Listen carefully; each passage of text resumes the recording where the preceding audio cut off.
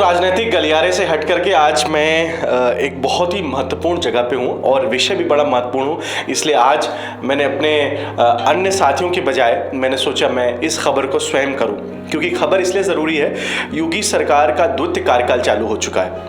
धर्म हमारे देश में 2014 के बाद से जिस परिकाष्ठा पे जाना चाहिए था 2014 से पहले तक, वो कभी नहीं गया। लेकिन 14 के बाद से मैं ये दावा कर सकता हूँ कि जो हिंदू देवी देवताओं के मंदिर है और जो उनके प्रतिष्ठान है, उस पर खास तौर से सरकार ने बहुत ध्यान दिया है। और इसी के चलते, इसी कड़ी में मैं आगे बताते चलूँ कि मैं राजधानी लखनऊ के लगभग 350 साल पुराने भगवान शिव जी के मंदिर में हूँ। और आज मैं बात करूँगा पंडित संजीव त्रिपाठी जी से, खास तौर से जो यहाँ पे पुजारी भी हैं और ख़ास तौर से जो यहाँ के अनुष्ठान करते हैं। और जो विषय है वो ये है कि हनुमान जयंती जो बहुत भव्य रूप से मनाई जाती है, उसके विषय में हम बातचीत करेंगे। पंडित जी, सबसे पहले तो आपका बहुत बहुत स्वागत हमारे चैनल पे। और आपको जैसे पता है कि हमारा चैनल तो धर्म को ही आगे बढ़ाता है, धर्म की खबरों को दिखाता है। हमारा न्यूज़ चैनल भी है, लेकिन हम लोग धर्म से संबंधित खबरों को एक महत्व भी देते हैं। और मैं सबसे पहले आपसे जानना चाहता हूँ, ये जो मंदिर है, सबसे पहले इसके विषय में थोड़ा सा बताएं दर्शकों को। देखिए, इस मंदिर बहुत ही प्राचीन मंदिर है। पुरातत्व के हिसाब से अगर देखा जाए, जो आते हैं वर्ष में एक बार जैसे, इसमें तो 300 साल लगभग उनकी गणना के अनुसार 300-350 साल का लगभग लखौड़ी ईंट से बना हुआ है। और इसमें मतलब इस मंदिर अपने प्राचीन रूप में है, जिस रूप में था। इसमें कोई निर्माण कार्य, कोई नवीनीकरण इसका नहीं हुआ है। अनादिकाल जब से है इसका हम लोगों को तो कोई पता नहीं, लेकिन हमारी 2-3 पीढ़ियाँ बीत चुकी हैं इसको। ऐसे ही इसी एज इट इज़ इसी पोजीशन में है। पंडित जी, ये मैं देख रहा हूँ भगवान शिव जी का मंदिर है। मैं अपने कैमरामैन से बोलूँगा फोकस ज़रूर करें। ये जो मैंने बहुत मूर्ति जो है भगवान बजरंगबली की छोटी मूर्ति लग रही, तो ये आप लोगों ने अभी स्थापित की है? ये भी बहुत पुरानी है। ये बहुत पुरानी मूर्ति है। जब से हमने मतलब सोच संभाला है, ये समय हमारे पुरखों के समय से भी ऐसा ही है। उसी समय का निर्माण है इनका भी। जब ये मंदिर का निर्माण था तभी से इनका भी बाल हनुमान जी हैं, इनका ये स्वरूप है। पंडित जी, मैं ये देखता रहता हूँ कि तमाम, क्योंकि हमने बहुत सारे अनुष्ठान आपके द्वारा अपने संस्थान के भी खुद हमने आपसे कराए हैं, और मैं देखता रहता हूँ ना कि ये बड़ी हल्की बात है, क्योंकि हम भगवान के मंदिर में आपके लिए तो जो भी आने वाला व्यक्ति साधारण हो असाधारण हो, आपके लिए बराबर ही होता है। लेकिन तमाम बड़े लोगों के अनुष्ठान आप यहाँ पर करते हैं। खास तौर से मैं हनुमान जयंती को लेकर के आपसे अपना प्रश्न पूछना चाहता हूँ, क्योंकि हम इस जयंती के विषय में अपने दर्शकों को बताना चाहते हैं। ये हनुमान जयंती क्या है, क्यों मनाई जाती है, और इसका क्या महत्व क्या है?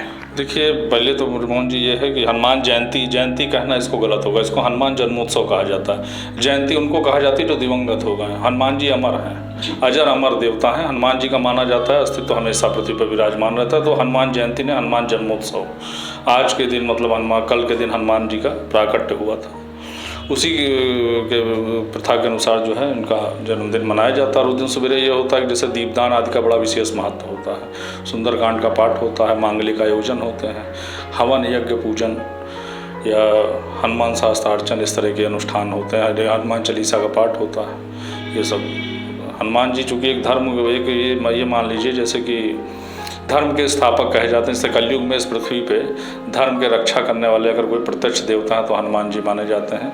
तो इसलिए हनुमान जन्मोत्सव का तो निश्चित ही मतलब और ये सबसे पहले आप देखिए, हिंदू नववर्ष के बाद सबसे पहला जो अगर कोई पर्व अगर उस तरह का आता है तो नवरात्र के सबसे पहले हनुमान जी का। तो पंडित जी, क्या ये हनुमान जन्मोत्सव खास तौर से ये हम माना जाए कि, क्योंकि ऐसा पता है कई सारी कथाएं हैं, हम लोग हमेशा रामायण महाभारत की सीरियल से ही जानते थे कि भगवान का स्वरूप कैसा होता है।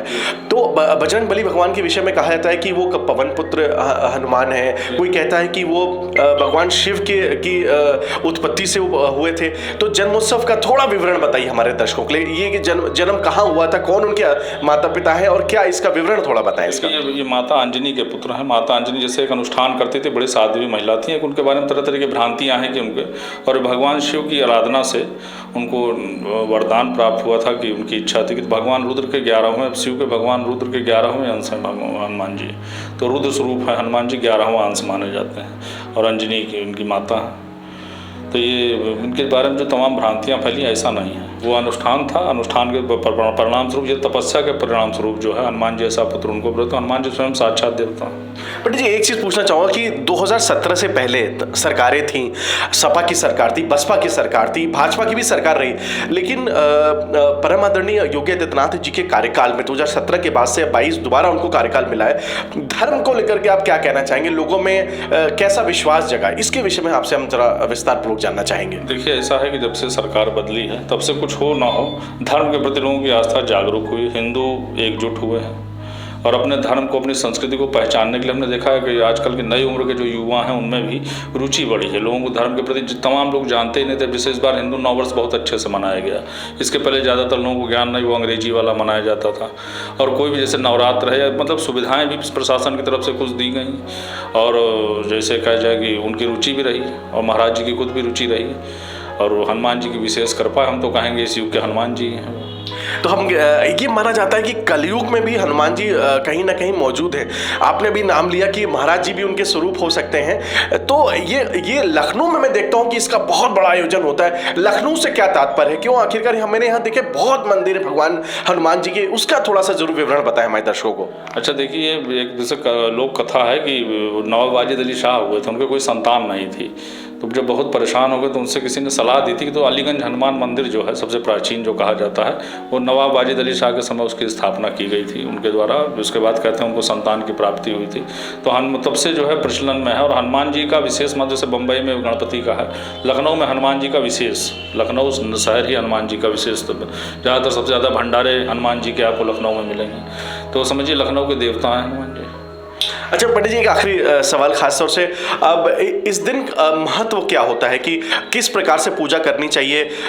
लोगों को क्या, किस बात का ध्यान रखना चाहिए? हनुमान जी किस बात से नाराज भी होते हैं? क्योंकि शनि देवता का भी दिन है आज, और शनि जी और हनुमान जी का बताता है कि वो एक सिक्के के दो पहलू हैं। तो खास तौर से इस दिन लोग क्या करें और क्या ना करें, ये हमारे दर्शकों को जरूर बताएं। देखिए, एक तो भोजन की शुद्धता, सात्विक भोजन आहार, मतलब मांस मदिरा का प्रयोग अगर करते हो तो कतई ना करें।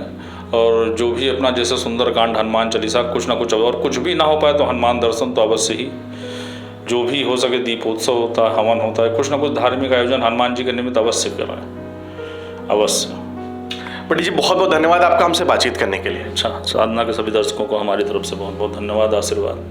तो ये थे पंडित जी, और मैं अपने कैमरामैन से बोलूँगा कि शुरुआत हमने भगवान बजरंगबली से की थी, क्योंकि मुझे लगता है कि आज अगर दुनिया में, संसार में अगर कहीं ना कहीं अगर एक ज्योति है जो जिसने हम सबको बना के रखा है, जोड़ को रखा है, वो स्वयं ईश्वर है। और सरकार का जो एक नैतिक जिम्मेदारी मैंने देखी है कि धर्म के प्रति लोगों को कहीं ना कहीं एक तरह से उन्हें जागरूक भी कराना, और हमारे धर्म को जो हम भूलते जा रहे थे, एक अलग कहीं ना कहीं दिशा में जा रहे थे, उस पर भी हमारे आदरणीय मुख्यमंत्री जी का एक खास तौर से ध्यान रहता है। और ऐसे ही तमाम बेहतरीन और अच्छी बातों पे जो आपके लिए, आपके परिवार के लिए कहीं ना कहीं सुखदायक होंगी और उत्तम होंगी, उसके साथ हम आपके समक्ष इसी प्रकार से शामिल हैं। और मैं खुद लेकर मैं आपके सामने इस तरह खबरें लाऊंगा, क्योंकि मुझे लगता है कि इन खबरों के लिए गंभीरता जरूरी है। इसलिए मैं अपने सहयोगियों से इस तरह के खबरें ना करा के मैं स्वयं आपके सामने ऐसे किसी मंदिर में, प्रतिष्ठान में, मैं उसके सबसे पहले जाकर के वहां पे उसकी विशेषता बताऊंगा और खास तौर से उस दिन की भी विशेषता बताऊंगा, जैसे मैंने आज बताई। धन्यवाद।